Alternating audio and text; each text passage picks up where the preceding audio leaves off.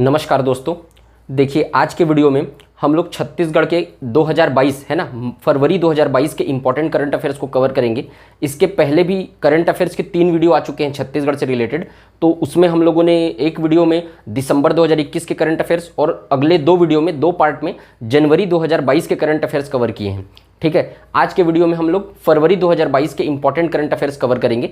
उसमें ये पार्ट 1 है, इसके बाद एक पार्ट और आएगा जिससे आप लोग का फरवरी का भी करंट अफेयर्स कंप्लीट हो जाएगा। हम लोग पूरी सीरीज चला रहे हैं जिसमें हम लोग मार्च तक का करंट अफेयर्स अभी कंप्लीट करेंगे, उसके बाद धीरे धीरे आगे बढ़ते जाएंगे। ठीक है, तो ये जो वीडियो है आप लोगों के आगामी जितने भी एग्जाम्स हैं व्यापम और पीएससी के, जैसे कि अभी पटवारी का एग्जाम है रिसेंट में, उसके बाद एडीओ का पेपर है, एडीओ की हॉस्टल वार्डन और भी बहुत सारे जितने भी व्यापम के एग्जाम्स आने वाले हैं। अभी पीएससी में परिवहन अधिकारी का जो पोस्ट आया है उसके लिए भी, और उसके बाद पीएससी के लिए भी बहुत इंपॉर्टेंट होने वाला है ये वीडियो। तो आप लोग अच्छे से इस वीडियो को देखिए और नोट कीजिए। करंट अफेयर जो है वो इंडिया का भी करंट अफेयर्स चल रहा है, सीरीज जो है हम लोग चला रहे हैं, उसमें जनवरी का करंट अफेयर्स अपलोड हो चुका है पूरे मंथ का, तो आप लोग वो भी जाके देख सकते हैं, प्लेलिस्ट में चेक कर सकते हैं, डिस्क्रिप्शन में उसका लिंक दे दूंगा, वो भी आप लोग देख सकते हैं।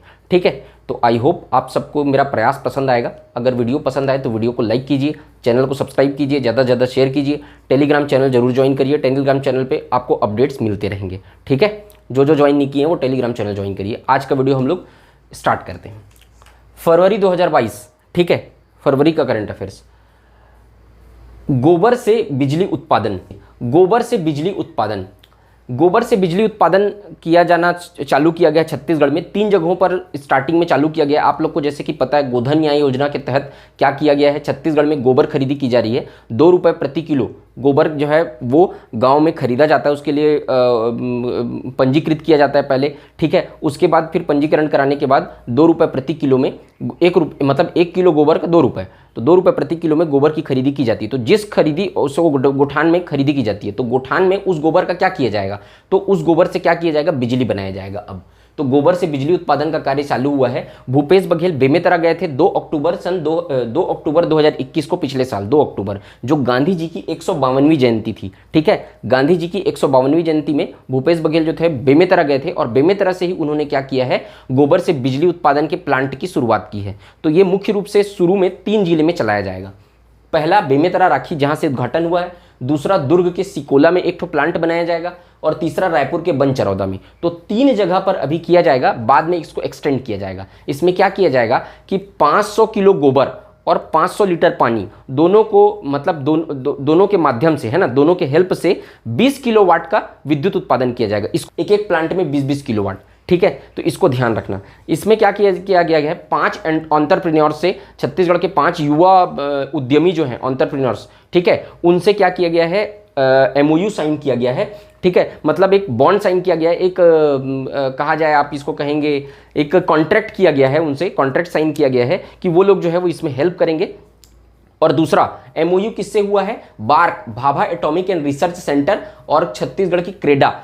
ठीक है, Chhattisgarh renewable energy development authority, Chhattisgarh renewable energy development authority, CREDA का फुल फॉर्म है। ठीक है, तो BARC, Bhabha atomic and research centre, और क्रेडा, छत्तीसगढ़ की जो रिन्यूएबल एनर्जी वाली जो यहाँ अथॉरिटी है, उन दोनों का MOU साइन हुआ है, मतलब एक तरीके का कॉन्ट्रैक्ट साइन हुआ है कि बार्क जो है वो क्या करेगा, इसमें क्रेडा का हेल्प करेगा, मतलब छत्तीसगढ़ की हेल्प करेगा। तो बार्क से, ऐसी ये पहली योजना है जिससे छत्तीसगढ़ की पहली योजना है जिससे बार्क से कोई टेक्निकल एडवाइस या टेक्निकल हेल्प लिया जा रहा है Bhabha atomic and research centre से। ठीक है, तो ऐसी इस प्रकार की ये पहली योजना है छत्तीसगढ़ की, तो ये भी चीज़ को याद रखना। और एक चीज़ याद रखना, ऐप एक लॉन्च किया गया है, GMAP, उसका नाम क्या है, GMAP ऐप।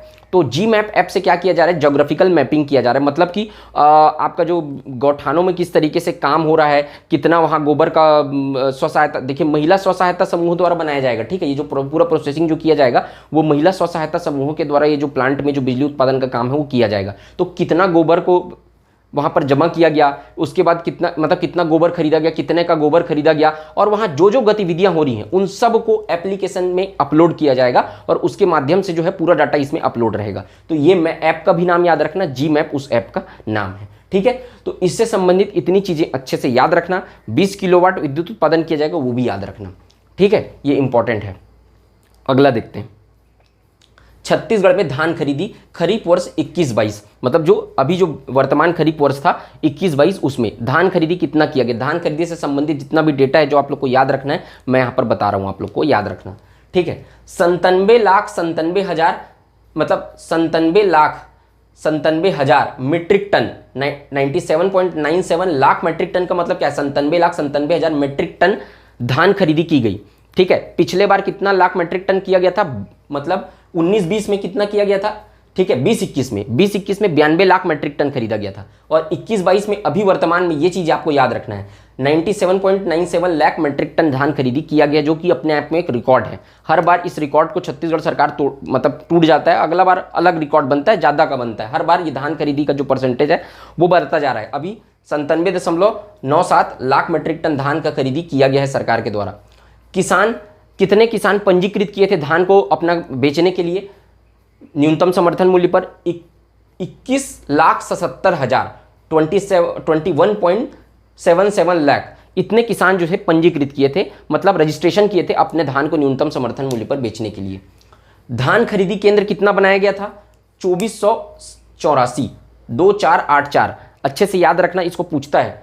धान खरीदी केंद्र 2484 धान खरीदी केंद्र बनाए गए थे, जहां पर धान की खरीदी की गई थी।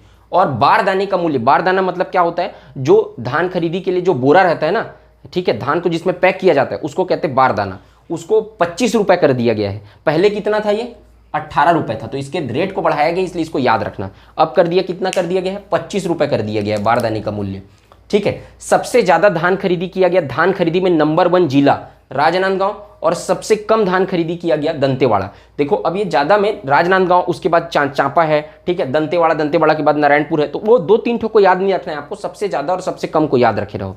सबसे ज्यादा राजनांदगांव जिले में किया गया और सबसे कम धान खरीदी की गई दंतेवाड़ा जिले में, तो ये 2 चीज को याद रखना। और ये धान खरीदी केंद्र और ये जो मूल्य है वो सबको याद रखे रहना, इसमें से कहीं से भी क्वेश्चन पूछ सकता है, इंपॉर्टेंट डाटा है, ठीक है।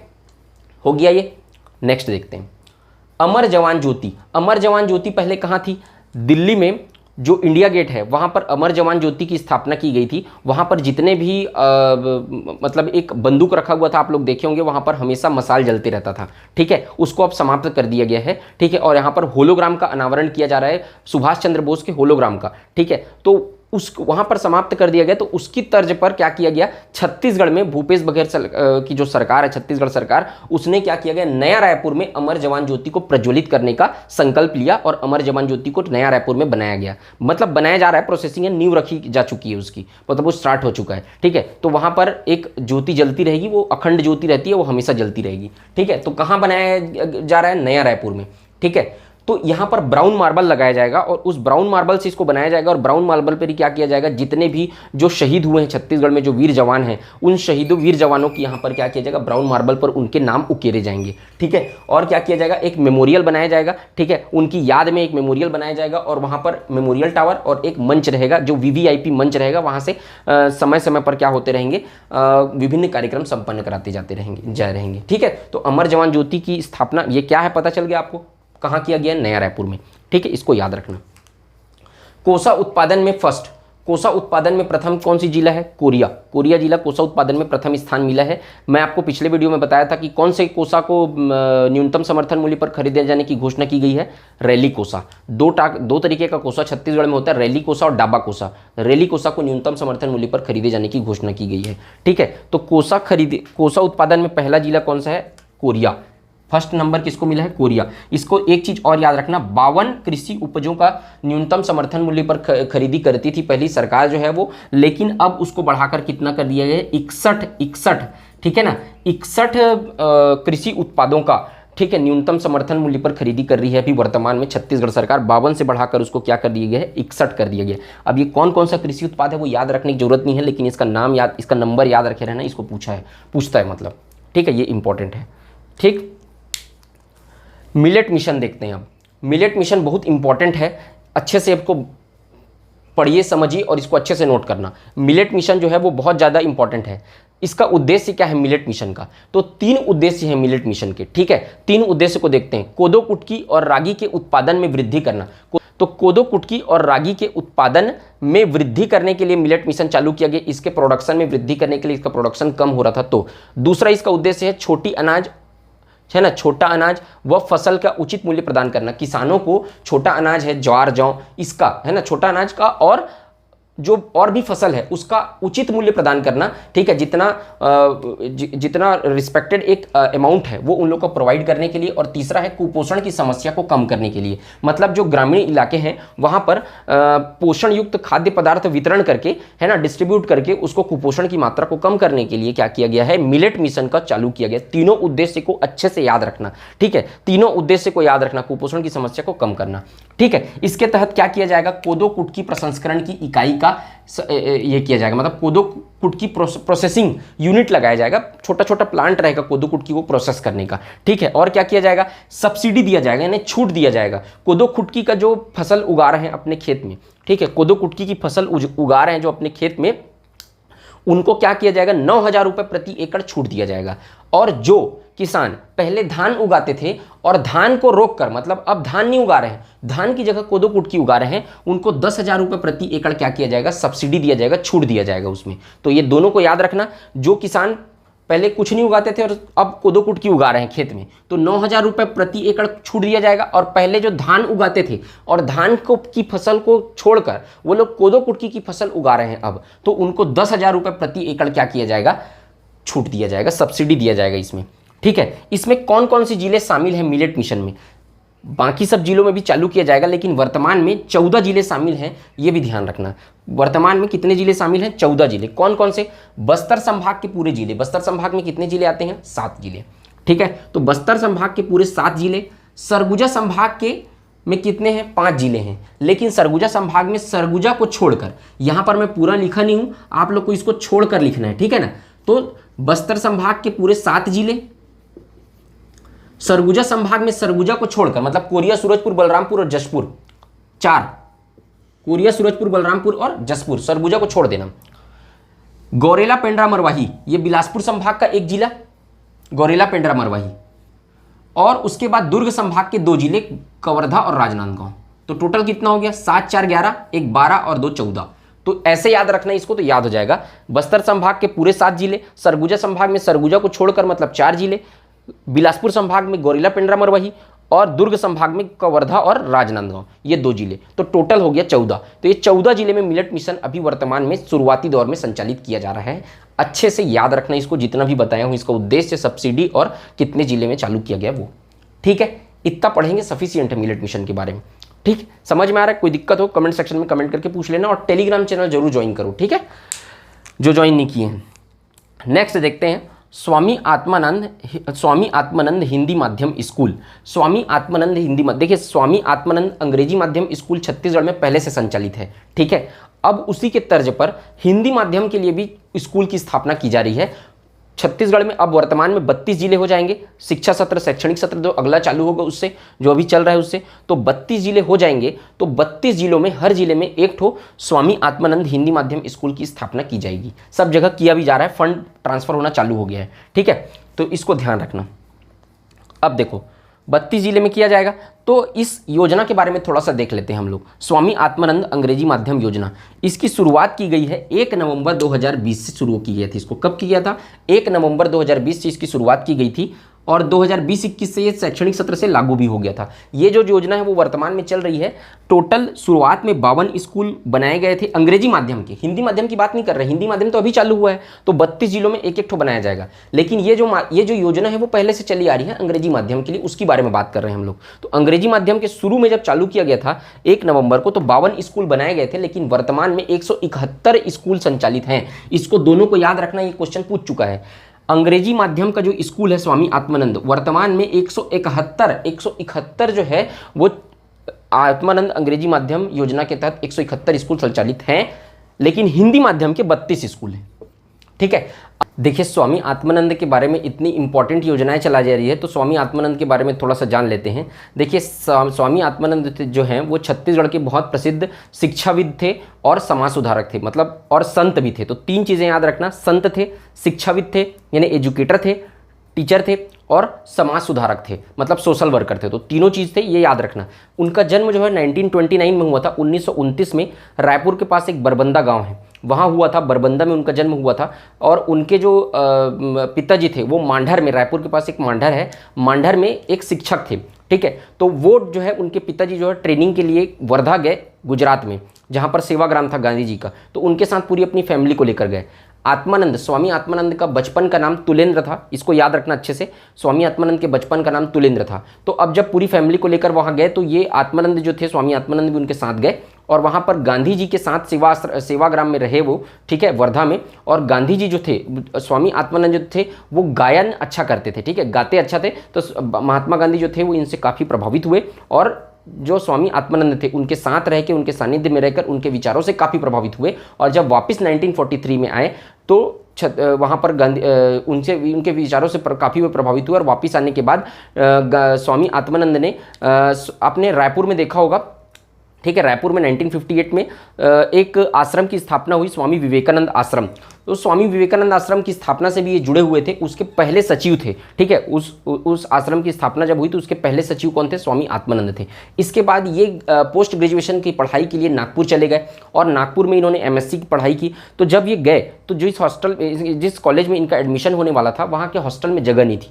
तो उनको क्या हुआ, रामकृष्ण परमहंस का जो आश्रम था वहाँ पे वे रहने लगे पढ़ाई के लिए। तो रामकृष्ण परमहंस के आश्रम में रहे, वहाँ पर उन्होंने देखा कि जो रामकृष्ण परमहंस कौन थे? स्वामी विवेकानंद के गुरु थे। तो रामकृष्ण परमहंस आश्रम में वे रहे तो उन्होंने देखा कि रामकृष्ण परमहंस के आश्रम में सभी दीन दुखियों की सहायता की जाती है, सभी का हेल्प किया जाता है, सभी का उपचार किया जाता है, जो रहते हैं, जो भी मतलब जिनको जरूरत होती है उनकी सहायता की जाती है, जरूरतमंदों की। तो वे रामकृष्ण परमहंस की विचारधारा से भी काफी प्रभावित हुए। और जब वे वापस छत्तीसगढ़ में आए तो नारायणपुर में उन्होंने रामकृष्ण परमहंस आश्रम की स्थापना में भी इन्होंने योगदान दिया। 1985 में नारायणपुर में जो रामकृष्ण परमहंस आश्रम स्थापना हुआ वो भी इनका योगदान था उसमें भी। वहाँ पर ये हायर एजुकेशन के लिए एक स्कूल की स्थापना की, उच्च शिक्षा के लिए, ठीक है, एक स्कूल की स्थापना की। वहाँ पर जो जरूरतमंद बच्चे हैं उनको, गरीब बच्चों को क्या किया जाता था? पढ़ाया जाता था, शिक्षा दी जाती थी, ठीक है। उसके बाद वे कई आदिवासी आंदोलन से भी जुड़े रहे, जिसमें आदिवासियों को, आसपास के क्षेत्र में आदिवासियों को उनकी उपज की उचित मूल्य दिलाने के लिए भी इन्होंने आंदोलन किए, उसमें भी वे भाग लिए। तो 3 चीज़ याद रखना, रामकृष्ण परमहंस की विचारधारा से प्रभावित होकर संत बन गए थे, संत थे, शिक्षाविद थे, एजुकेटर थे, मतलब स्कूल में पढ़ाते थे, और तीसरा समाज सुधारक थे। तीनों चीज़ इनके बारे में याद रखना, ठीक है, स्वामी आत्मानंद के बारे में। तो ये चीज़ हो गया। नेक्स्ट देखते हैं अपन सी मार्ट की स्थापना। जैसे कि आप लोगों ने देखा होगा डी मार्ट वगैरह जितने बहुत सारे बने हुए जो मॉल, शॉपिंग मॉल्स बने हुए हैं, तो उसी की तर्ज पर क्या बनाया जा रहा है? सी मार्ट बनाया जा रहा है। लेकिन यहाँ पर जो वाकई जो प्रोडक्ट रहता है आप लोग का वो नहीं मिलेगा, यहाँ पर हर जिला में बनाया जाएगा, हर जिला में एक सी मार्ट की स्थापना की जाएगी, ये ध्यान रखना। उसका उद्देश्य क्या है, क्या प्रोडक्ट मिलेगा वहाँ? तो स्व सहायता समूह के जो बनाए गए, स्व सहायता समूह के महिलाओं के द्वारा जो बनाए गए प्रोडक्ट हैं वो यहाँ पर बेचे जाएंगे, मिलेंगे आपको। बुनकर के द्वारा जो हम लोग के स्थानीय बुनकर हैं, वो दस्तकार हैं, कुम्हार हैं, लकड़ी मिट्टी का जितना सामान होता है, मटका वगैरह, वो सब चीज़ मिलेगा। पारंपरिक और कुटीर उद्योग की मार्केटिंग के लिए जितने भी पारंपरिक और कुटीर उद्योग जो लोकल उद्योग हैं उनसे संबंधित जो भी चीज़ें हैं वो यहाँ पर बेची जाएंगी, आपको एक जगह में जाके यहाँ पर मिल जाएगा, ठीक है। तो उसके लिए सी मार्ट की स्थापना की जा रही है, इसको याद रखना अच्छे से। इसके लिए एक समिति की स्थापना की गई है जिसके अध्यक्ष कौन है? अमिताभ जैन है, इसको भी याद रखना। अमिताभ जैन कौन है? 12वें क्रम के चीफ सेक्रेटरी हैं, मुख्य सचिव है छत्तीसगढ़ की, ठीक है, हो गया। नेक्स्ट देखते हैं राष्ट्रीय बाल वीरता पुरस्कार। राष्ट्रीय बाल वीरता पुरस्कार दिया गया है अमन ज्योति जाहिरे को, जो कोरबा जिला से संबंधित है। अमन ज्योति जाहिरे जो हैं वो अपने एक सीनियर की जान बचाए थे, वो डूब रहे थे तो उनकी जान उन्होंने वीरतापूर्वक बचाई थी, इसलिए उसको राष्ट्रीय बाल वीरता पुरस्कार दिया गया। अमन ज्योति जाहिरे, ये कौन से जिले के निवासी, इसको भी ध्यान रखना, कोरबा जिले के, ठीक है। नेक्स्ट देखते हैं पहला गांधी दर्शन पुस्तकालय। छत्तीसगढ़ में इस प्रकार का पहला पुस्तकालय बनाया गया है। इस गांधी दर्शन पुस्तकालय में कहाँ बनाया गया? तो रायपुर में बनाया गया है। 500 गांधी जी से संबंधित 500 बुक्स यहाँ पर रखे जाएंगे, आप कभी भी जाके उसको पढ़ सकते हैं और उनके विचारों को अपने जीवन में उतार सकते हैं, ठीक है। तो गांधी दर्शन पुस्तकालय की स्थापना कहाँ की गई है? रायपुर में। छत्तीसगढ़ में इस प्रकार का पहला लाइब्रेरी है, पुस्तकालय है, ठीक है। तो ये जो जितने भी करंट अफेयर्स थे इसको अच्छे से नोट करिए आप, बहुत इंपॉर्टेंट करंट अफेयर्स है। ये इसका फर्स्ट पार्ट था। जब अगले वीडियो में हम लोग आएंगे तो इसका नेक्स्ट पार्ट का जो भी जितने इंपॉर्टेंट करंट अफेयर्स है फरवरी माह के, वो कंप्लीट कर लेंगे। आई होप आप सबको ये वीडियो पसंद आया होगा। अगर वीडियो पसंद आए, मेरा एफर्ट पसंद आ रहा है तो वीडियो को लाइक कीजिए, चैनल को सब्सक्राइब कीजिए, ज़्यादा से ज़्यादा शेयर करिए। टेलीग्राम चैनल ज्वाइन नहीं किए तो टेलीग्राम चैनल ज्वाइन करिए, बेल आइकन को क्लिक करिए। मिलते हैं नेक्स्ट वीडियो में। जय हिंद, वंदे मातरम।